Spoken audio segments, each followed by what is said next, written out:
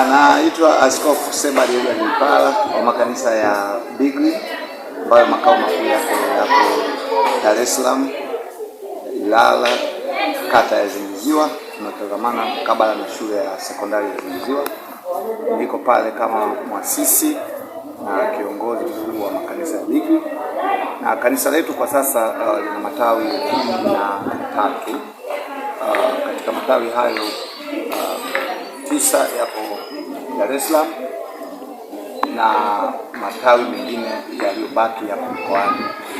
Makao yetu kama nilivyotangulia kusema yapo Zingiziwa, kabla ya shule sekondari ya Zingiziwa, na tunapatikana kwa namba ya 0712-711-833 kwa huduma ya maombi na maombezi.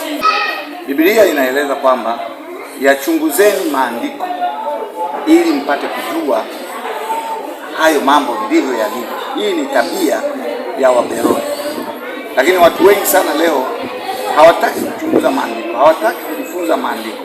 Na kwa sababu ya ile tabia ya kutotaka kuchunguza maandiko, umetokea wimbi la wachungaji ambao wanatumia huo ujinga kuweza kuwakandamiza na kuliharibu kanisa la Mungu.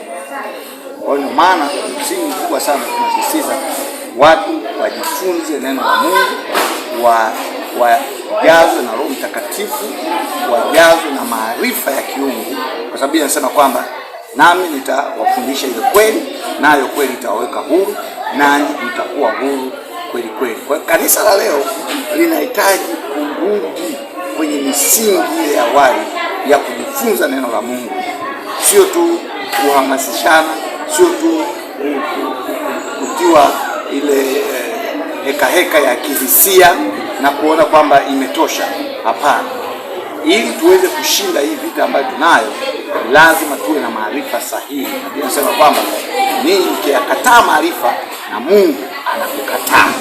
Kwa hiyo kanisa likikosa maarifa, tafsiri yake tu ni kwamba hata Mungu mwenyewe analikataa hilo kanisa. Kwa mtu yoyote ambaye mwamini Yesu anahitaji kuwa na maarifa sahihi ya kiungu ili aweze kudumu na kuimarika katika imani. Kwa mfano kama sasa hivi kuna milango ya mafanikio.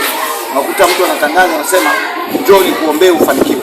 Lakini funguo ya mafanikio sio maombi peke yake. Maombi ni kitu kimoja, lakini kufanya kazi kwa bidii na kwa weledi na kwa ubunifu ni mlango mwingine, ni funguo nyingine ambayo sasa ukimaliza kumwombea mtu lazima pia umuelekeze mambo ya msingi ambayo yanapaswa kufuata. Kama taifa la Tanzania, tukiwa na kanisa ambalo linawaaminisha watu mafanikio yanatokana na maombi peke yake, tunaliharibu taifa letu la Tanzania, kwa sababu kuna mataifa ambayo hawajui hayo maombi mnayoyazungumza na wamefanikiwa na wana fedha na wana kila kitu. Kwa hiyo ni lazima tuwafundishe watu wetu vitu sahihi, kwamba tujifunze kumtegemea Mungu kwa njia ya maombi na neno lake, lakini pia tufanye kazi kwa bidii.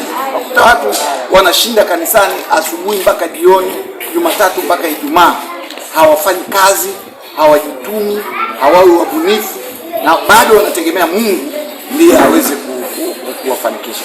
Hilo haliwezekani, na wala Mungu huwa ajibu katika mifumo ya namna hiyo. Watu lazima wajifunze neno la Mungu na wajue msingi wa neno la Mungu ulivyo katika majibu yake.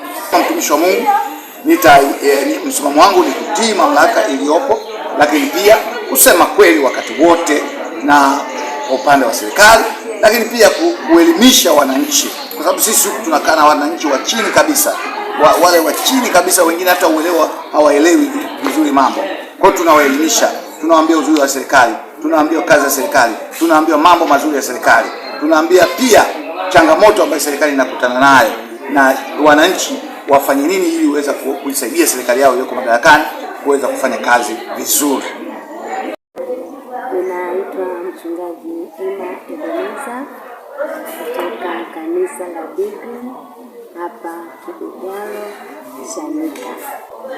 Kwa kweli siku ya leo ninamshukuru sana Mungu kwa sababu tumepata neema baba yetu ambaye ni mwangalizi wa makanisa ya Biblia Tanzania. Amekuja kututembelea kwa mara ya kwanza toka tumefungua tawi hili hapa Kibugalo.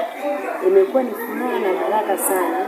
Kuna watumishi feki, kuna watumishi ambao sio sahihi na wengine ni sahihi, na nataka niongelee kwamba kwa mimi mwenyewe binafsi kusema kwamba nitamjua au nimwongelee huyu mtumishi ni feki na huyu si sahihi, tunatakiwa sisi wenyewe wa Kristo, watu ambao tumeokoka, tunamjua Mungu, tunalijua neno la Mungu, kwa sababu Biblia imeweka wazi kabisa, nitawatambua kwa matunda yao. Kwa sababu huwezi ukaenda kwenye mkorosho ukasema nategemea kupata dafu.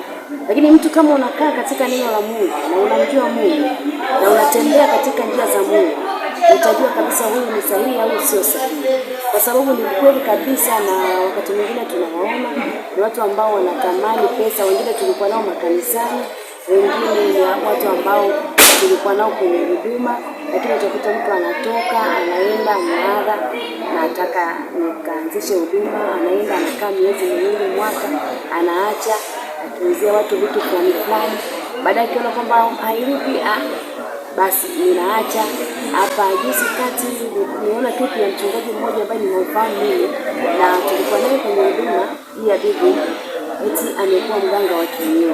Alikuwa ni mwimbaji mzuri na klipu zake anazirusha YouTube, anazirusha pale TikTok, Facebook, tumuona.